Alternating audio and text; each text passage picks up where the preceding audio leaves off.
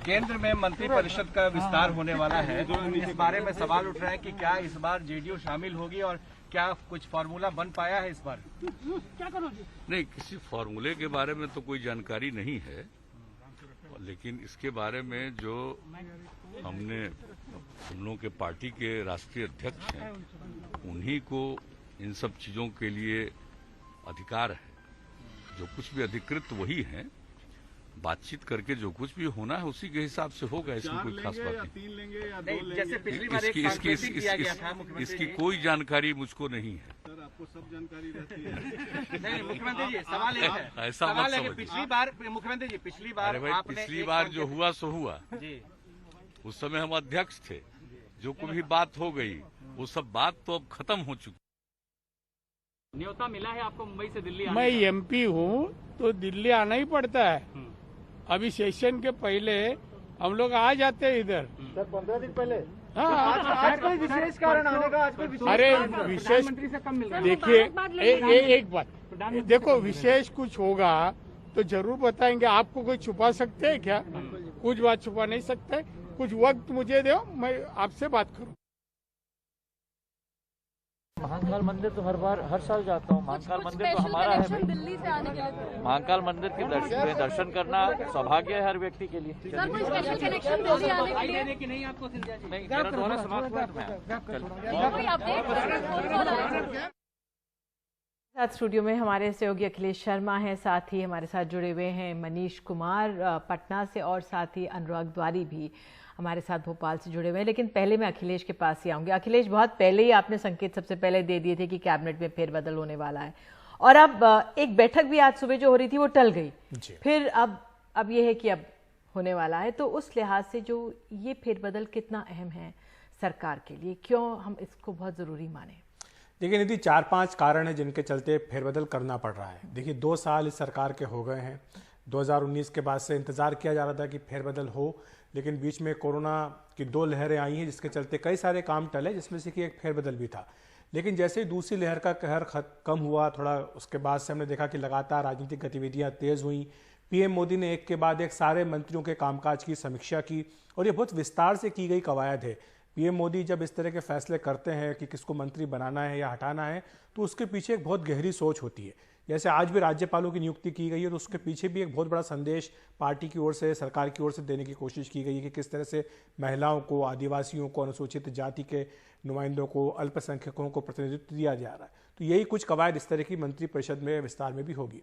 तो पहला कारण तो ये है कि कई सारे ऐसे मंत्री जिनके पास एक से अधिक प्रभार है, 9 ऐसे मंत्री हैं। दूसरी बात यह कि कई सारी जगह खाली हैं। रामविलास पासवान का निधन हुआ, उसके कारण जगह खाली है। इस बीच में जो है हमने देखा था कि और भी लोग जो है शिवसेना वो छोड़ करके चले गए, तो उनकी जगह खाली है, तो वो जगह भरनी है। फिर 5 राज्यों के चुनाव होने हैं। उत्तर प्रदेश सबसे महत्वपूर्ण है। बंगाल में जिस तरह से बीजेपी हारी, उसके बाद से वो उत्तर प्रदेश जीतना ही उन्हें हर हालत में, इसकी वो पूरी तैयारी कर रहे हैं। तो वहाँ से भी नुमाइंदगी देना है, उत्तराखंड से देना है।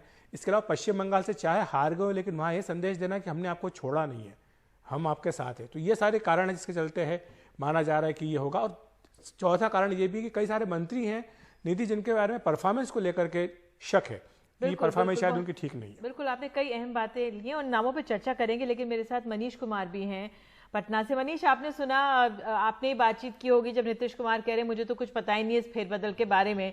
अब रामचंद्र जो आरसीपी सिंह, इनकी चर्चा है, लल्लन सिंह, ये दोनों बहुत विश्वस्त हैं नीतीश कुमार के। लल्लन सिंह अगर यहाँ पे केंद्र में कैबिनेट बन जाएंगे तो वहां पे कौन रहेगा उनके पास? वहां पे किस तरह की अटकलें हैं? देखिए, रामचंद्र प्रसाद सिंह जो उनके पार्टी के राष्ट्रीय अध्यक्ष हों या ललन सिंह, नीतीश कुमार के निश्चित रूप से सबसे पुराने सिपासलार रहे हैं।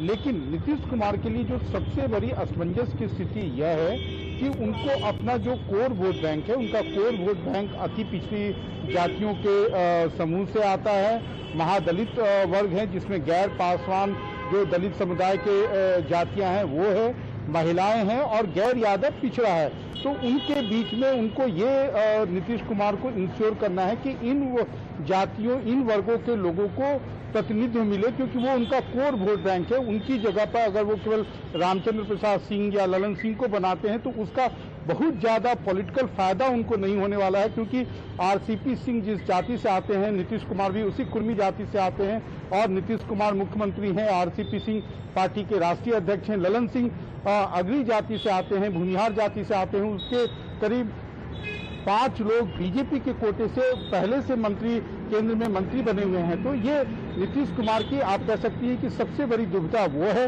लेकिन साथ ही साथ आज नीतीश कुमार ने 3 बातें बड़ी स्पष्ट की है। एक जो पुरानी उनका जो प्रोपोर्शनल रिप्रेजेंटेशन की जो मांग थी, वो बात अब आई गई हो गई, क्योंकि 2020 में उसी बीजेपी ने 32 विधायक कम रहने के बावजूद उन्हें मुख्यमंत्री बनाया।